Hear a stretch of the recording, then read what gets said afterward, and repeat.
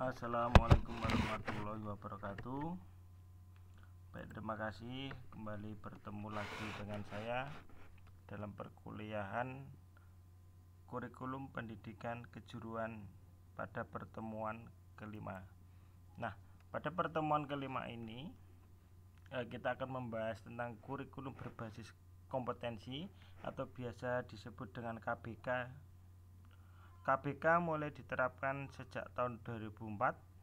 Kalau saudara kuliah di tahun 2020 ini, kemungkinan masih ada yang mengalami penerapan kurikulum KBK. Entah itu ketika saudara SMP ataupun SD. Nah, kita mulai. Kurikulum berbasis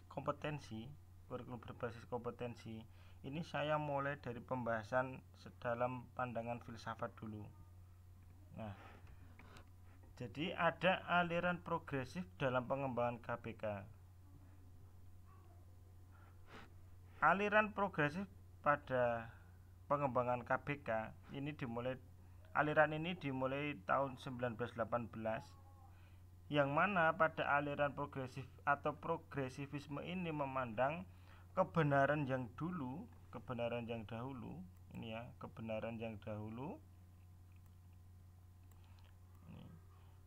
belum tentu berlaku untuk kebenaran yang sekarang atau masa mendatang. Sekarang atau masa mendatang ini belum tentu. Jadi kebenaran yang lampau itu belum tentu belum tentu bisa sesuai atau bisa diaplikasikan dengan kebenaran yang sekarang atau masa mendatang. Ini aliran progresif atau progresivisme. Ini pengertian di awal dulu. Seperti itu ya. Nah, kita naik dulu teman-teman mahasiswa yang saya cintai. Nah, pada aliran ini yang difokuskan adalah siswa, bukanlah guru. Jadi guru ini ini bukanlah menjadi fokus dalam pengembangan KBK. Karena KBK ini berfokus atau mempunyai fokus pada siswa. Jadi student center. Seperti itu. Karena fokusnya siswa, sehingga tujuan dari aliran progresif dalam KBK ini, tujuannya adalah seperti ini. Jadi tidak universal, melainkan berbeda sesuai dengan kondisi yang ada. Sebagaimana kita ketahui, kalau saudara sudah lulus mata kuliah perkembangan peserta didik atau psikologi perkembangan atau psikologi pendidikan, ya tentu saudara memahami bahwa setiap individu itu berbeda-beda, setiap manusia itu berbeda-beda, tidak bisa dipukul rata. Cara bahasa Jawane ora iso digebyah-uyah. Jadi setiap perkembangan individu, anak, siswa, peserta didik itu berbeda-beda. Nah, tujuan yang kedua dari aliran progresif ini adalah disesuaikan dengan sifat-sifat peserta didik. Jadi setiap peserta didik itu minat, bakat, dan kebutuhan individunya itu berbeda-beda. Ini child centered ya. Child centered. Jadi semuanya berpusat pada peserta didik. Ini kita membahas dari segi pemikiran dulu. Jadi saudara pahami dulu konsepnya KBK itu apa toh, seperti apa konsepnya. Ini saya ceritakan dari awal dulu. Jadi ibarat membangun sebuah rumah, ini saya pondasinya dulu saya sampaikan. Model pondasi yang seperti apa, dibangun dari pondasi yang jenis apa dan sebagainya, saya jelaskan dulu. Sehingga saudara ketika mendengar KBK, KBK itu seperti ini. Nah, saudara bisa lebih lanjut nanti ketika pondasinya sudah paham, ternyata ini bisa dibuat untuk lantai 2, lantai 3, atau bahkan tidak bisa dibuat untuk, atau hanya bisa dibuat untuk lantai 1 dan sebagainya. Ini bisa digunakan untuk gedung pencakar langit dan sebagainya. Ini pondasinya dulu. Saudara pahami pondasinya ini, saya yakin saudara ketika belajar tentang KBK, kurikulum berbasis kompetensi, akan lebih mudah memahaminya. Nah, tujuan yang ketiga dari aliran progresif pada KBK ini adalah berbasis pada masyarakat. Artinya apa? Masyarakat di sini adalah kebutuhan pakan masyarakat. Pangsa pasarnya nanti ketika lulus, kalau kita bicara di SMK, ketika lulus masyarakat itu butuh apa? Kalau SMK, kalau SMP, ketika lulus SMP, masyarakat artinya tingkat sekolah selanjutnya itu butuhnya seperti apa toh? Lulusan SMP itu harusnya seperti apa? Harus bisa menguasai ini dan itu apa dan apa. Nah, itu berbasis pada masyarakat. Kalau lulusan SD, nanti SMP itu, di SMP itu butuh yang lulusan SD seperti apa toh? Kalau itu pendidikan anak usia dini, lulus PAUD itu seperti apa toh? Lulus TK itu seperti apa? Harus sudah bisa membaca dan sebagainya misalkan.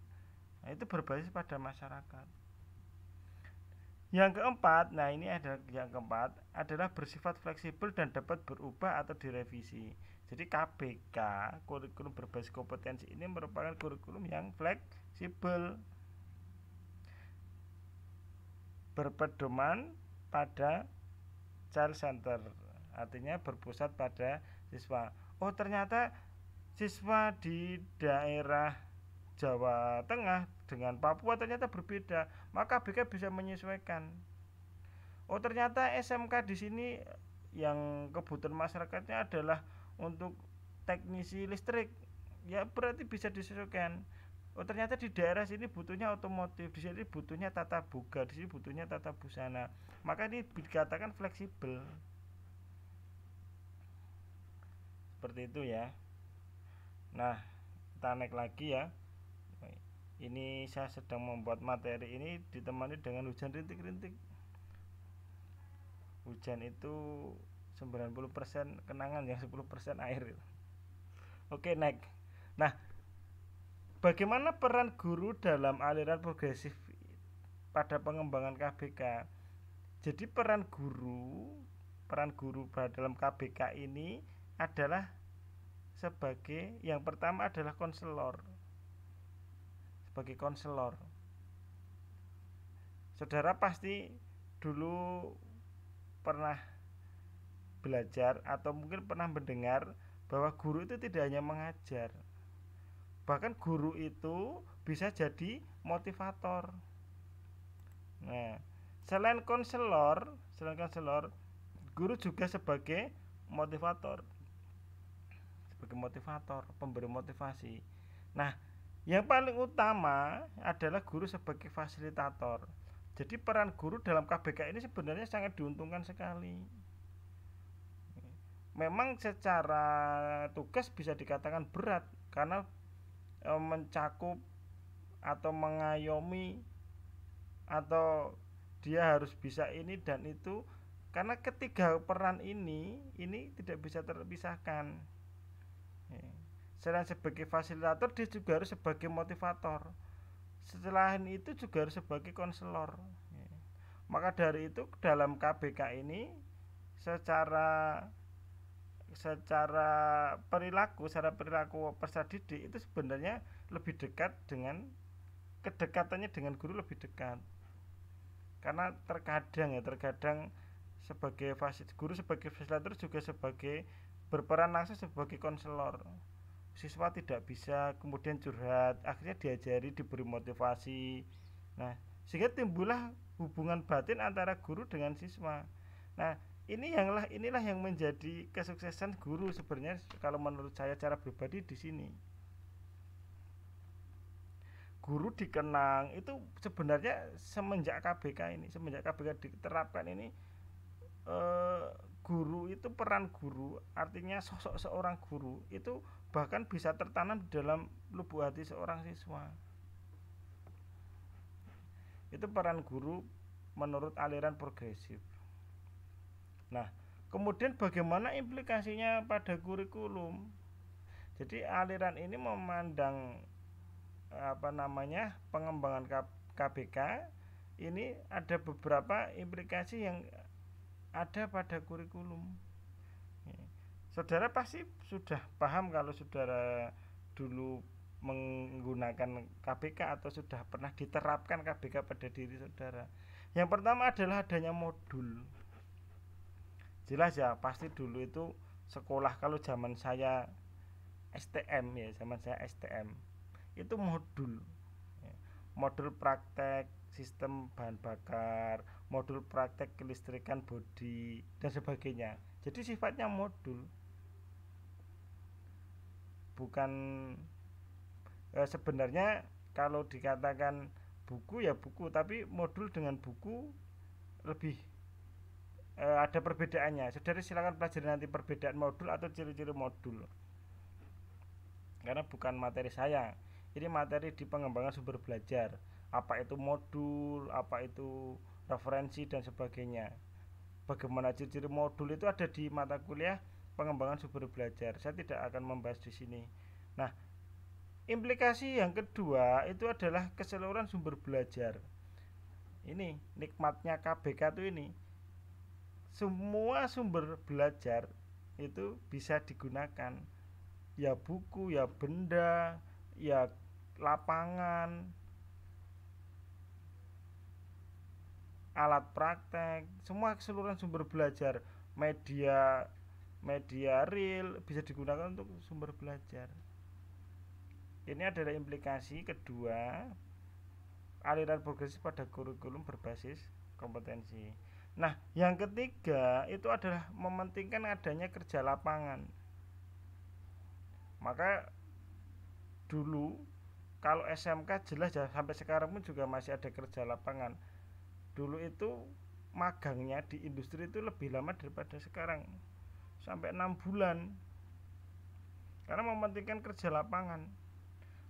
PKL-nya 2 kali, PKL-nya 2 kali. Kalau benar-benar berpedoman dengan KBK, maka kerja lapangan menjadi hal yang penting. Karena kerja lapangan ini ya ini banyak sekali faktor yang tumbuh, faktor yang dapat berkembang ketika kerja lapangan. Baik ya. Nah, kemudian implikasi berikutnya itu adalah strategi belajarnya personal. Ya, secara personal, cara belajarnya itu secara individu, secara personal. Jadi ibarat kita belajar sendiri dengan bantuan modul, diharapkan bisa menguasai. Maka tadi saya mengatakan implikasi pertama adalah modul, karena salah satu ciri modul itu bisa digunakan untuk belajar mandiri. Silakan nanti saudara pelajari apa itu ciri-ciri modul, perbedaannya dengan yang lain, silakan. Nah, kemudian implikasi yang berikutnya adalah isi studi, artinya belajar itu mudah dimanapun, kapanpun. Ini konsep KBK sebenarnya. Jadi mudah belajar. Belajar kok sulit-sulit ya, enggak boleh. Belajar itu mudah. Nah, yang terpenting dari aliran progresif pada pengembangan KBK, implikasinya pada kurikulum ini adalah ini. Nah, bersifat tuntas, maka disebut kompeten. Kalau enggak kompeten berarti belum dikatakan kurikulumnya tercapai, kurikulumnya terlampaui. Kalau belum dikatakan kompeten, maka ini prinsip tuntas ini menjadi inti dari KBK. Kurikulum berbasis kompetensi. Ketuntasan ini semuanya berpusat pada individu, pada siswa. Jadi bukan pada gurunya, tapi pada siswa. Oke, next. Lalu bagaimana dengan KTSP? Ini masih ada tanda tanya ya. Saudara pasti tahu ini menjadi salah satu tugas dari pertemuan ke ini. Nah, sekarang pandangan atau aliran eksistensialisme dalam pengembangan KBK. Jadi saya membahas dua pondasi besar ya. Dua pondasi besar aliran filsafat.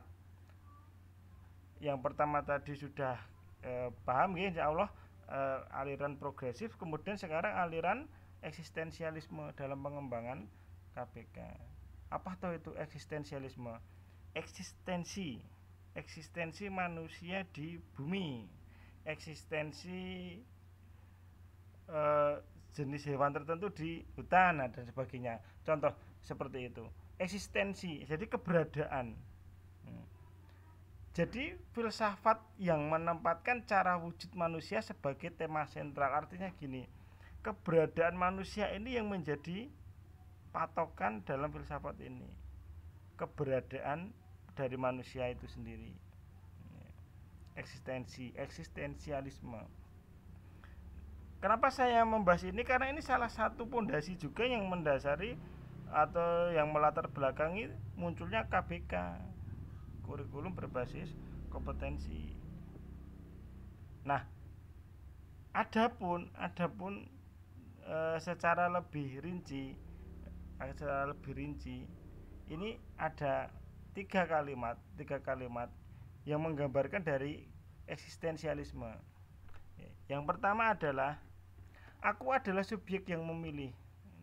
Aku adalah subjek yang memilih. Aku adalah subjek memilih, tidak bisa menghindari caraku menjalani hidup. Aku ya. Saudara pasti tahu aku.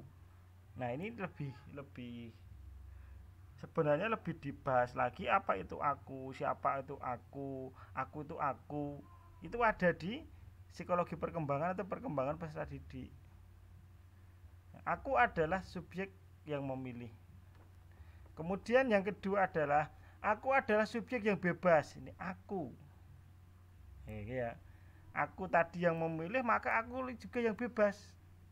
Sepenuhnya bebas untuk mencanangkan tujuan-tujuan kehidupanku sendiri. Aku. Yang ketiga, aku adalah subjek yang bertanggung jawab secara pribadi. Ya. Bertanggung jawab secara pribadi. Ini mempertanggungjawabkan akan pilihan-pilihan bebasku, karena hal itu terungkap dalam bagaimana aku menjalani kehidupanku. Ibarat ini orang yang sedang percintaan ingin menikah, aku yang memilih, maka aku yang bebas menentukan. Karena sudah saya memilih, atas kebebasan saya memilih, maka saya harus bertanggung jawab. Contohnya seperti itu. Nah, prinsip ini diterapkan dalam belajar. Prinsip ini diterapkan dalam pendidikan. Maka filsafat ini adalah filsafat yang menempatkan cara wujud manusia sebagai tema sentral. Bukan benda, tapi manusia. Manusialah yang menjadi tema sentral. Apa toh kebutuhannya manusia? Apa toh yang diinginkan manusia? Apakah tujuan manusia? Ini diwakilkan dengan kata aku. Dalam sekali ya, aku. Cobalah saudara berkaca dan tanya, siapakah aku? Siapakah aku? Siapakah aku? Dalami dan resapi pertanyaan itu, supaya tidak bisa tidur nanti. Nah, next. Tujuan aliran eksistensialisme dalam pengembangan KBK ini adalah mengoptimalkan potensi diri. Ya, mengoptimalkan potensi diri. Ini. Mengoptimalkan potensi diri karena bebas, manusia dipandang sebagai tema sentral. Potensinya manusia itu apa toh? What's your talent? Talenta kamu itu apa toh? Talenta aku itu apa toh? Ini berpotensi, fokus pada potensi pengembangan potensi diri. Ini dua aliran dalam pengembangan KBK. Nah, kemudian implikasinya pada kurikulum menurut aliran ini. Nah, ini menurut aliran ini. Menurut aliran ini, semua mata pelajaran memiliki kedudukan yang sama. Ini ya. Semua mata pelajaran memiliki kedudukan yang sama. Jadi antara matematika, bahasa Indonesia, bahasa Inggris, PKN dan sebagainya sama.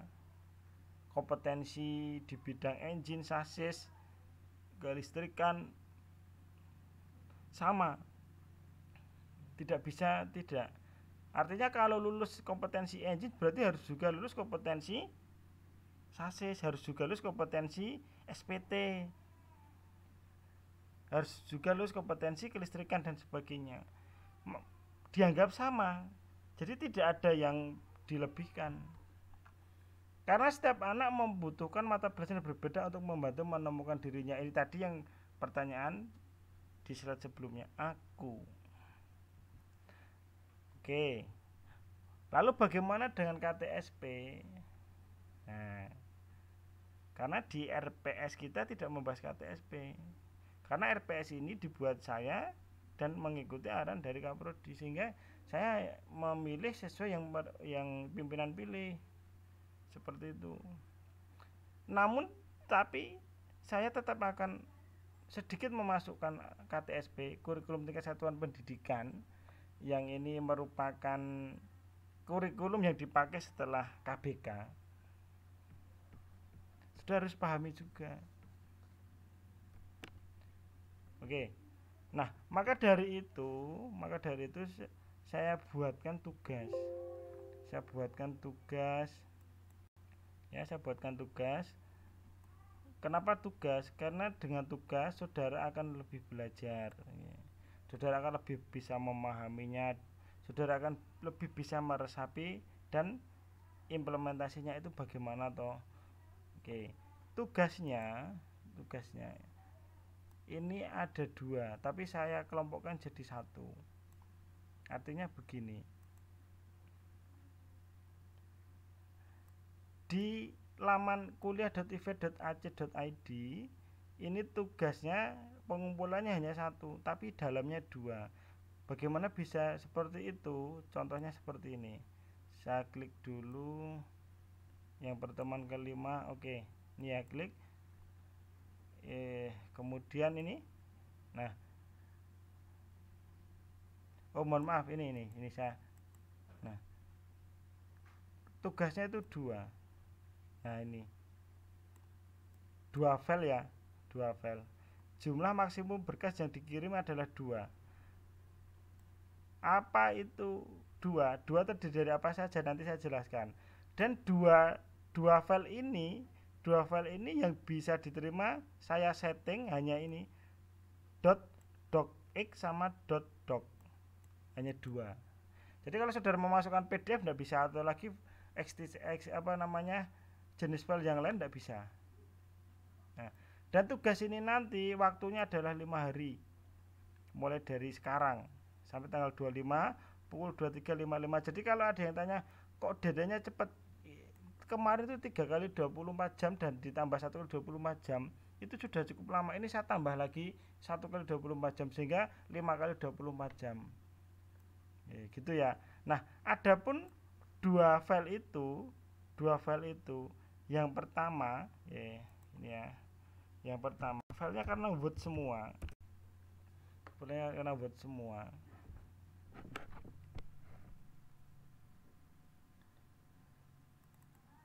Nah, file yang pertama itu adalah link YouTube. Link YouTube yang berisi apa? Link YouTube saudara yang berisi tentang video yang menjelaskan apa itu KTSP, kurikulum tingkat satuan pendidikan. Link YouTube saja. Nah, adapun penjelasan saudara itu dibuat dalam bentuk PPT, kemudian divideokan seperti saya ini, direkam layarnya. Boleh menggunakan OBS Studio ataupun menggunakan aplikasi perekam layar yang lainnya. Jadi saudara membuat PPT, kemudian PPT-nya divideokan, diberi penjelasan seperti saya menjelaskan ini, kemudian dimasukkan YouTube. Nah, link dari YouTube itu saudara masukkan di dalam file tugas yang pertama. Kemudian file tugas yang kedua itu adalah silakan saudara mencari jurnal. Boleh di aplikasi ini ya, atau di portal ini, Google Scholar atau yang lainnya. Boleh yang ini atau yang lainnya. Silakan mencari jurnal tentang kurikulum berbasis kompetensi. Kurikulum berbasis kompetensi. Tugasnya apa Pak? Mencari saja. Iya, mencari. Di pertemuan kelima saudaranya mencari, kemudian mengupload. Itu ya. Mudah sekali mencari dan mengupload. Yang saudara temukan atau yang saudara cari, fokuskan pada SMK dulu. Kalau SMK sudah habis atau saudara tidak menemukannya, silakan saudara ganti ke yang penting KBK. Oh iya, maaf, ralat ya, ralat. Ralat. Yang tugas tadi, yang kedua itu karena berbentuk PDF biasanya ketika download di Google Scholar. Ini wujudnya kan dalam format PDF. Oke, karena dalam format PDF saya settingnya di sini tambah saja. Mohon maaf ya. Ini saya tambah PDF. Oke, PDF. Ya sudah. Saudara hanya disuruh mencari, tidak membuat review. Saudara disuruh mencari dan membaca. Gitu ya. Tugasnya adalah mencari dan membaca. Jadi nanti ada 3 format yang bisa dimasukkan dalam tugas ini, PDF dan Word. Tugasnya yang pertama tadi sudah saya jelaskan, kemudian yang kedua juga sudah saya jelaskan. Ini silahkan saudara belajar. Silakan saudara belajar dan semangat mengerjakan tugas. Waktunya 5 hari dari sekarang. Saya rasa penjelasan dari saya cukup sekian ya. Nanti akan disambung di pertemuan berikutnya, karena pertemuan berikutnya insya Allah kita dalam bentuk sinkronus. Baik, terima kasih. Akhir kata kurang lebihnya mohon maaf. Assalamualaikum warahmatullahi wabarakatuh.